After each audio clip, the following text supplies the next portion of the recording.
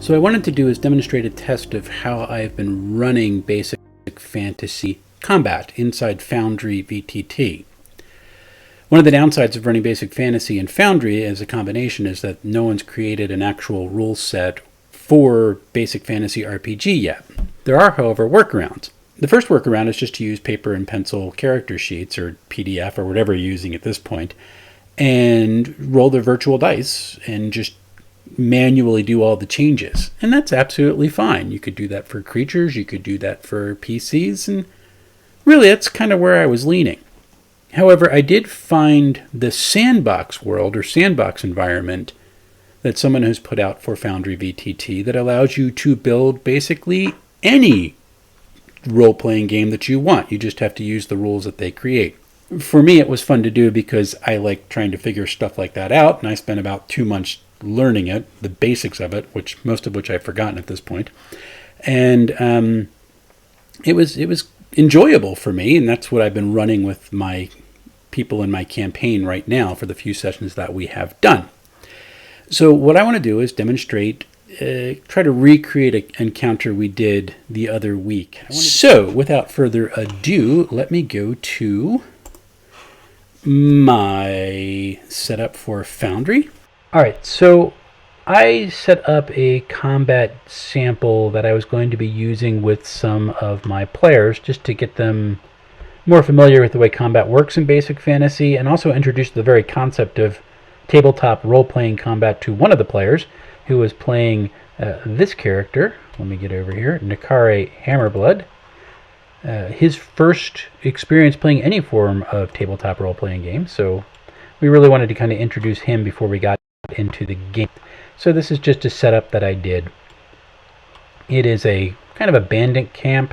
You see a kobold there and an orc. They're probably getting ready to have lunch or dinner. It's midday, I set up. However, there is up here a hobgoblin who is currently hidden because he is in the tent and people couldn't see him even if they walked by. And he is not currently visible.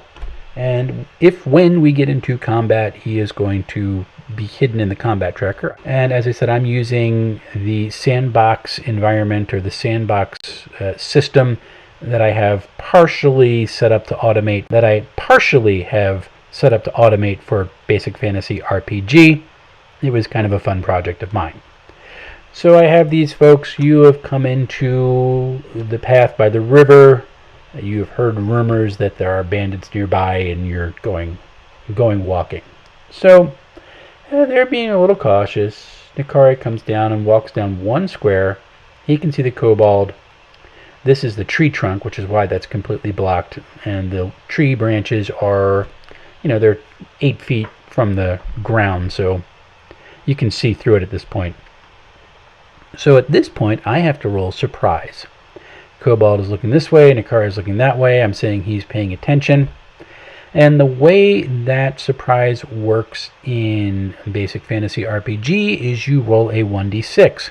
Most creatures are surprised on a roll of 1 or 2. Elves are typically surprised only on a roll of 1. If characters have a chance to set up an ambush, they have a 1 in 4 chance to surprise someone. So it's kind of fun. So I'm going to roll for surprise. I'm going to roll for the kobold first. He's surprised. This is actually the first time I ran this with the party. This is the way that they actually did it. So he is currently surprised. He does not realize that Nikare is there, which means they're going to get 1 free movement. However, we also have to roll for Nikare. He rolls a 1. He's also surprised. So everything is currently negated. Garrett and Finwat do not get a surprise roll, and the orc does not get a surprise roll because there's no way for them to know. So what's going to happen here is I'm going to say that they don't necessarily notice each other. I'm going to have all the characters move down 1 more. Now, Nikare can see a little bit of the orc and the kobold. Garrett and Finwat do not see anybody at this point.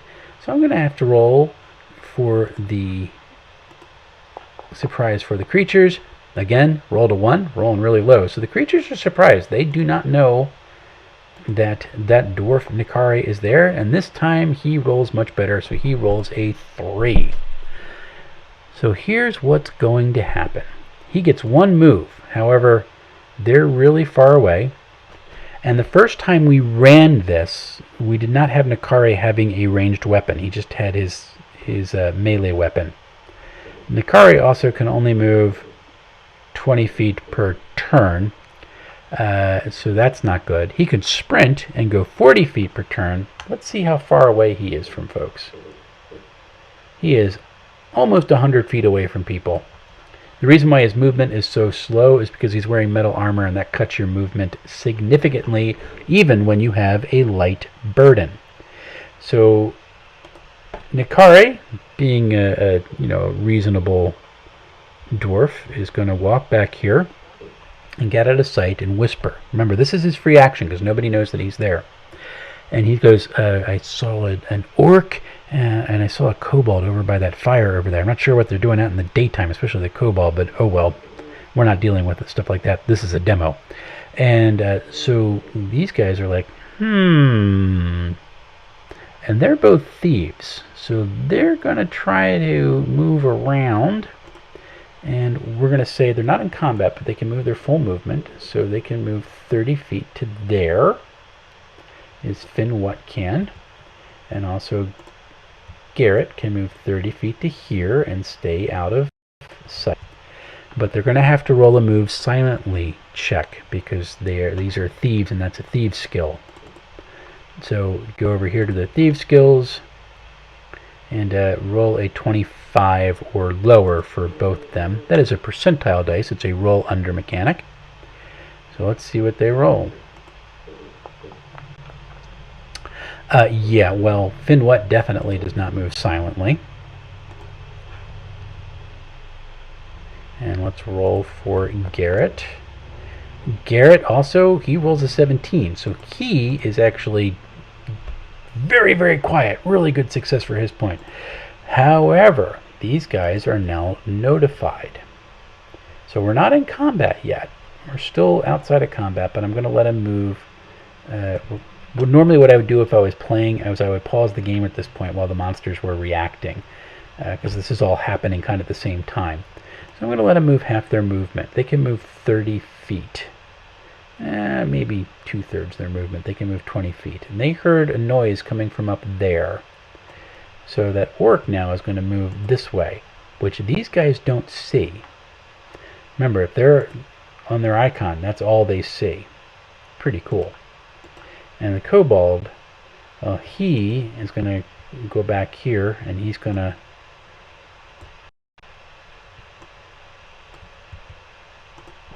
wake up this hobgoblin and see what's going on. The combat's interesting. Pause the game and let people go forward. So these guys have no idea really if they have succeeded or not. Typically the DM or the GM is supposed to do the roll for the thieves skills because they're not necessarily supposed to know if they've fixed the trap or moved silently or whatnot. Not necessarily doing that, although I like the way the mechanic works. They're going to keep moving forward here, thinking that they are quiet. And I'm going to make him do another roll silent check to go through here. 25 or under.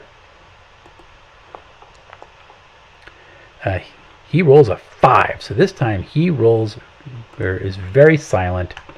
So I'm going to say that now gives him a chance of having surprise again, because he's not there, if Garrett also succeeds. So this is going to be interesting.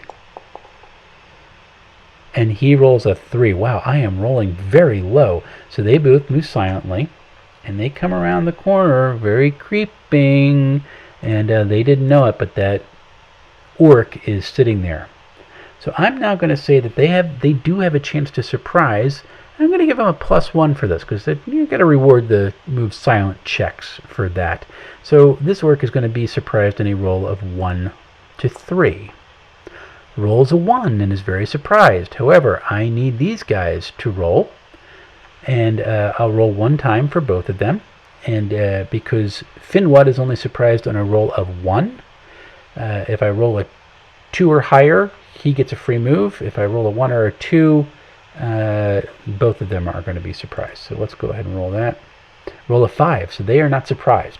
So they're going to get a free action. And even though he can barely see his sword hanging out there, I'm going to say that he does also get a free action. So that's a free attack before anybody else gets to move, before we enter into combat. So Finwat is going to step 1 over here. He's going to get a good line of sight. He sees the kobold is gone, which is not good. I have no idea where he is at this point, but he's going to see that orc right there, and that's not a good spot for him because he doesn't have a whole lot of hit points. But he is going to attack and miss epically. So with the 5, the low rolls are not helpful tonight, and he's going to say he's under partial cover, so I'm going to give him a -1 at this point because he's coming around the corner, but he's not going to want to venture much further out for that because he is also squishy.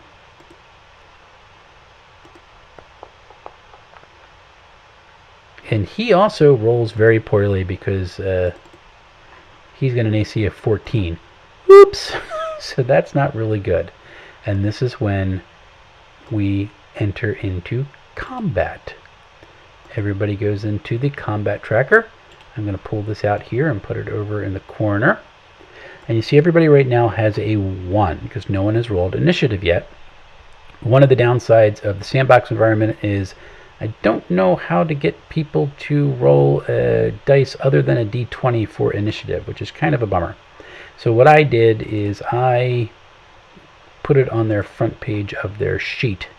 So they all have to roll initiative now. Finwat rolls very well for his initiative. Let's see how Garrett does. Garrett rolls awesome for his initiative, so they're actually doing pretty good. Let's do Nakare. Whoa, the party is rolling some serious initiative. They're going to be all sorts of fun. Let's go see what Mr. Orc does for his initiative. Not terrible, but not great for him. And the kobold also rolls really well. Ooh, this is going to be fun. Let's see how Mr. Hobgoblin does. And he is immediately aroused from whatever nap he was taking. So I have a 7, 2 6s, 2 5s, and a 3. In basic fantasy RPG, people who roll the same initiative, they move simultaneously. So that's going to be kind of interesting to see how that runs out. Garrett has a decision. He goes first. In basic fantasy RPG, you can move and then attack.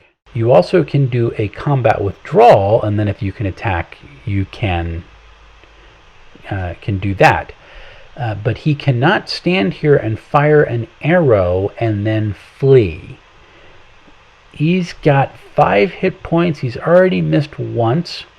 Finwat is sitting right there next to him, and so that's not very good. And they don't know what they're going to do because their tank, the person who has more hit points than either of them, is way back here because they were sneaking around. Yay. So Garrett at this point, he's going to do discretion is the better part of valor, and he's going to bolt 30 feet this way. That's great. Oh, I'm going to begin combat. So that leaves us to the Hobgoblin, who has not been seen by anybody at this point. So he's going to burst out 30 feet and go here.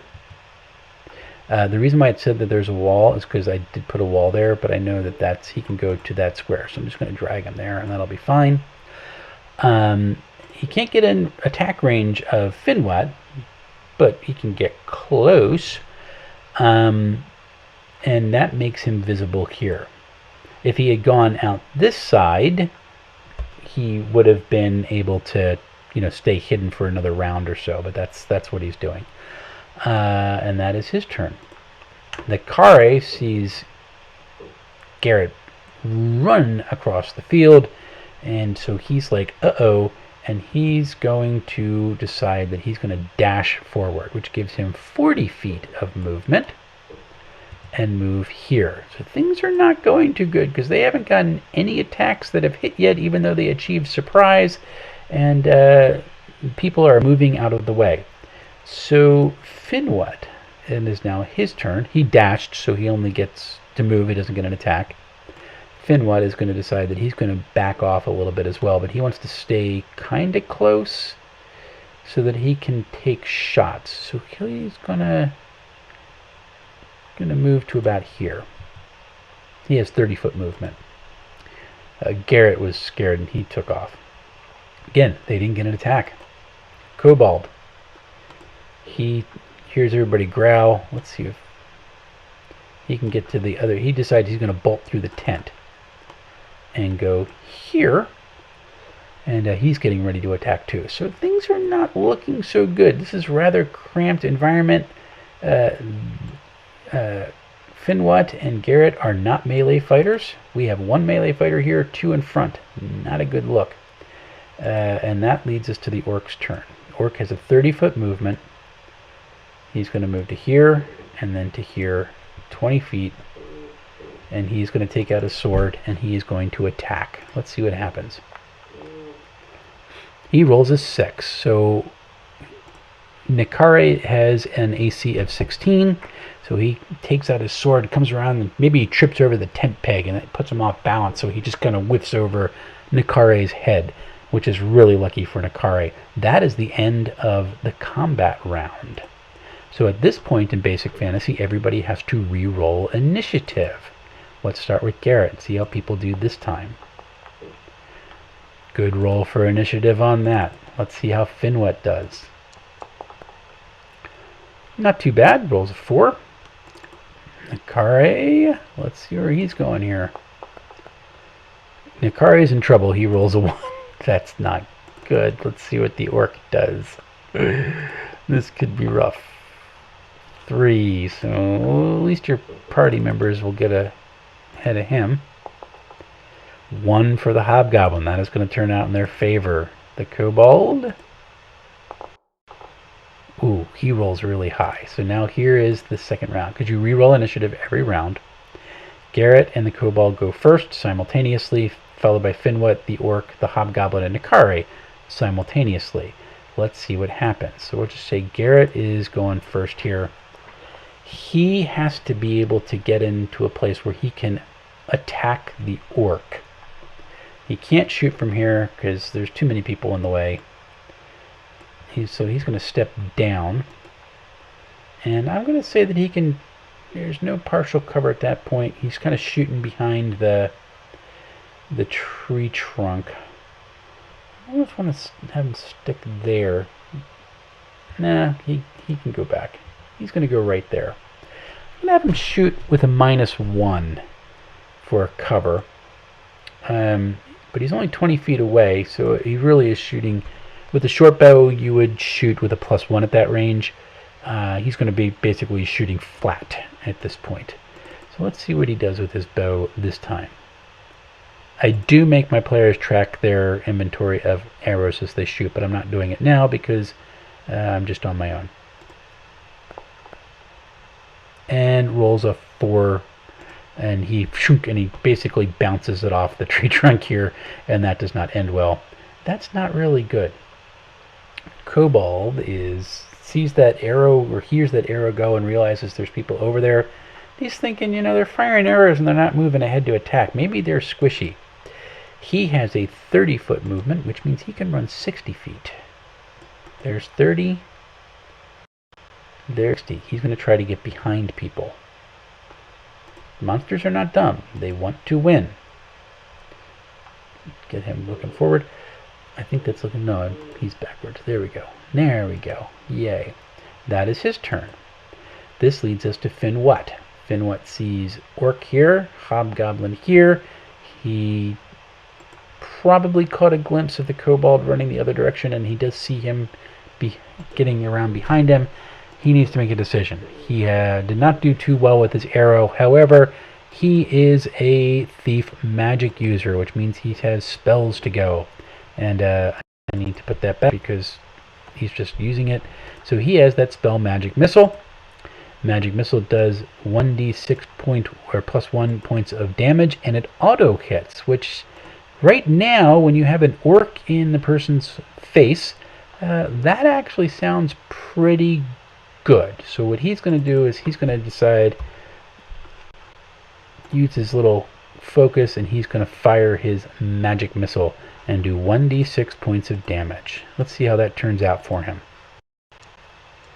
Not good. dice rolls are not in his favor. He did have 8. I didn't reset his hit points for some reason, so now he is down to 6. Does some damage, but not a whole lot. This leads us to the orc's turn. He, leans back, and as this magic missile hits him in the face, and he shrugs it off, and he looks at the dwarf standing in front of him, and he attacks with his sword. He rolls a 14, so it gets a little closer this time, but it glances off the chainmail that Nakare is wearing. There's a scraping sound, a screech of metal upon metal, but doesn't manage to gain purchase with his blade to do any damage to Nakare, which really works out well for him because now it's the hobgoblin's turn and Nakare's turn. They are moving simultaneously.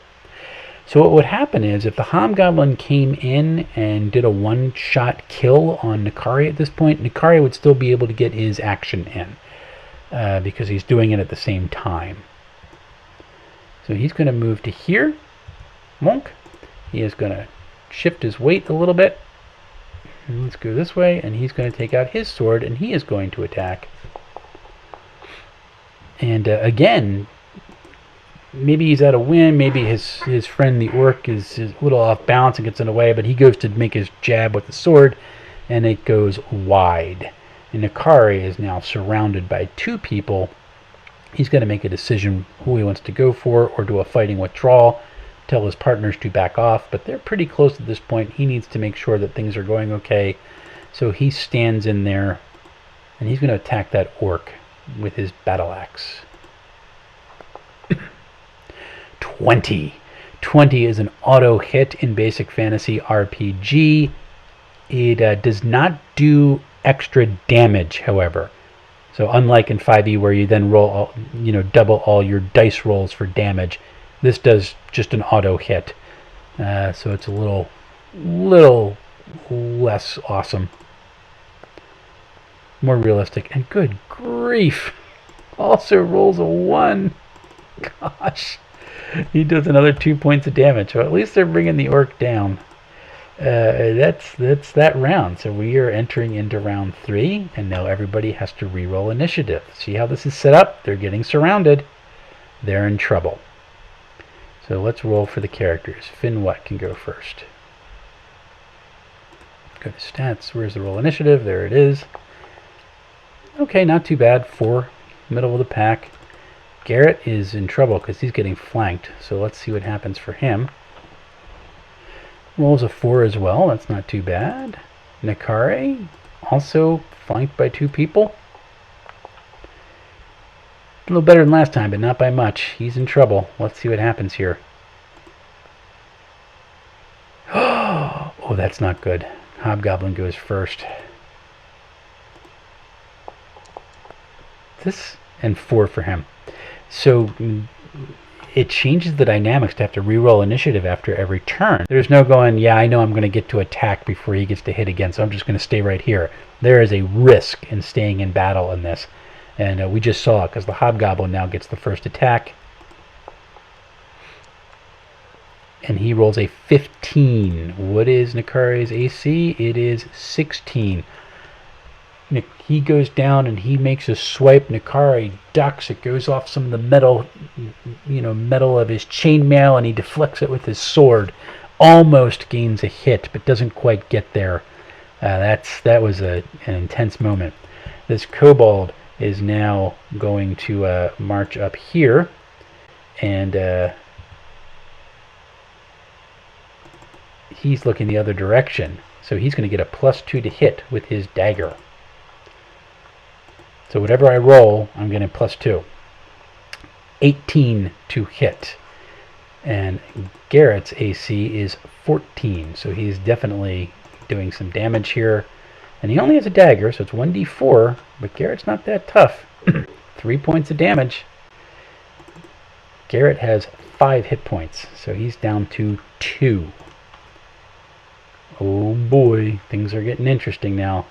Finwat now sees the kobold coming on the side here. He's got the hobgoblin is attacking. The orc is still there. He knows the orc's been hit, but he's going to actually go after this hobgoblin and try to take him down. So he draws his bow. He's going to get a +1 to hit because he's in short range. And he's going to attack. An 18 does indeed hit a hobgoblin, I do believe. AC of 14. Yep. And this time rolls really good for damage. Manages to do 8. Lo and behold, he had full hit points. I don't know why it didn't reset. He is down now to 0. And he puts one basically into the eye socket of this hobgoblin and drops him with one shot. That was a really fortunate roll on 2 levels there. That's really, really nice. This leads us to Garrett, who has just been attacked. Now, in D&D 5e, if he would move out of the combat square or area of that kobold, he would be subject to an attack of opportunity. This is not how things work in Basic Fantasy RPG. If he turned and ran away, he would definitely be subject to attack that would have a bonus to hit. However, in Basic Fantasy, there is something called a combat withdrawal or a fighting withdrawal. So he can move up to half his movement backing away from the person who is engaging him in melee. And that is what Garrett's going to do. He's going to move back 2 squares. And the cool thing about that is when you disengage that way in Basic Fantasy, if you are able to attack at that point, you can. And so he's going to take out his bow and he's going to try to kind of reflexively hit this kobold that kind of surprised him from behind. Rolls a 10. Actually, +1. So he rolls an 11 because he's within short range. And 11 does hit. Look at that. Awesome. Roll the damage. It's really only 3 points of damage. I need to go back. I misjiggered the damage calculation. So he does 3 points of damage. We'll just put that in there like that. He's down to 1. So he puts one in the kobold's shoulder, and he's not feeling too good. The orc now sees his friend down on the ground. If orcs and hobgoblins can be friends, maybe they're just associates, who knows. And he's going to take his sword, and this time he definitely hits Nakari. Finally managed to get one hit. Let's see what damage he rolls. 5 total. That brings Nakari down to 3 hit points. Things are starting to things look so good when you put him down, but one attack really can change things. So Nakari's got a decision. He knows that orc is hurt. Knows the hobgoblin's down. He knows somebody's behind him. He heard kind of groans, but he's not really sure how much damage has been done. At this point, his 2 squishy friends are behind him. He's got to stay here and take the damage if he can, and hopefully defeat this orc in this attack. And so he's going to just suck in some wind and swing with his battle axe. And unfortunately, he misses. Oops, we get to round 3. Now we have to roll for initiative again. And at this point, the person who's playing Nakari is going, I really need to roll high. I really need to roll high. I really need to roll high. Let's see what happens. Ooh, good initiative rolls this time from the party. How does Nakari fare? He's going up 1 a turn. I'm not sure how that works out somehow. Does he roll better than the orc? He rolls better than the orc. Oh, that turns out so well. How does the kobold roll? Okay, he's rolling pretty good. So let's see. Hobgoblin we'll just take him out of combat. He's not in combat anymore. So you have Garrett, and then Finwat and the kobold go at the same time. Nakari goes before the orc. So this is going to be an interesting setup. Garrett is still fixated on this kobold because he got stabbed by him, so he's going to take out his bow and go for that guy. Unfortunately, this time he misses even with the +1 bonus for short range. That doesn't bode well. You have Finwat, you have Kobold here, you have Orc over here, Dead Hobgoblin. Nakari is, you can tell, is bleeding out pretty good. What's he going to do? Attack this or take one step over and try to get him? At this point, he sees the guy with the bigger weapon is the bigger issue. Tells Garrett, be careful. And he steps forward. I'm going to say that he can hit that orc from here, even though he's engaged with his friend. And we are going to roll for an attack on that bow with a +1. Uh-oh, 10. That misses. We're not doing too good here. Might have been a bad choice. Kobold is going to march up, and he's going to attack Garrett with his dagger. He rolls a 12, but remember, Garrett's AC is 14, and he doesn't get a plus to hit because he's not attacking from behind anymore. So Garrett, kind of like the dagger comes through and Garrett dances out of the way. He is not a happy camper. This leads us to Nakari, who is now going to, again, suck in some breath, even though he's really not feeling great. He's going to try again with his axe. And this time with a 16. I do believe that hits the orc. Yep, because the orc has an AC of 14. Let's see how much damage he does. Oh, that was the wrong damage roll. Sorry, let's do this one. 4 + 1 is 5. And he has 4 hit points left. That brings him down to 0. And he is out of combat. That's a real fortunate turn of events there. This now is the end of that round. There are 4 combatants left. I'm going to take the orc out of combat, go to the next round, and let's re-roll initiative. So at this point, the kobold really needs to roll high because he wants a chance to run away. Normally I'll show you what I would do, but things were looking pretty good, so I didn't really need to bother with the morale roll up to this point. I'll show you how morale works. Suddenly the initiative rolls are not great. 4. Let's see what Mr. Kobold does. He rolls pretty good. 4. Okay, but Garrett goes first. So normally what would happen if he had a higher initiative and things were kind of in doubt, his morale is 6. I would roll 2d6. This is not what's actually happening in the combat, but I'm showing you how it would work. And if it was 6 or under, he would stay in the fight. So at this point, he would stay in the fight. I had not done that up to this point because things were looking pretty good. He had surrounded people. They had survived kind of the initial onslaught. Yeah, they lost one guy, but the orc looked like he was really going to be able to take Garrett out. And so I didn't really bother rolling for initiative. Once he heard him kind of gurgle, at that point he would definitely be running, morale roll or not, because he's now on his own. But unfortunately his initiative is lower than Garrett's. Garrett drops his bow, pulls out his short sword, and he's now going to attack. Garrett, however, has a strength of 9. He has no bonus on his attack other than his regular attack bonus at level 1. And an 18 does indeed hit. So backed into the corner, he does, unfortunately, he does 1 point of damage because he's not really good with the whole sword thing, but it's just enough. The orc is getting, or the kobold is getting ready to run away. As he does so, he just kind of sticks out his sword wildly, and he puts him down on the ground, and he falls out of combat. So that was round 5 to get through that with these players. And with that, everybody is clear. They're ready to investigate the camp. Pretty dang cool.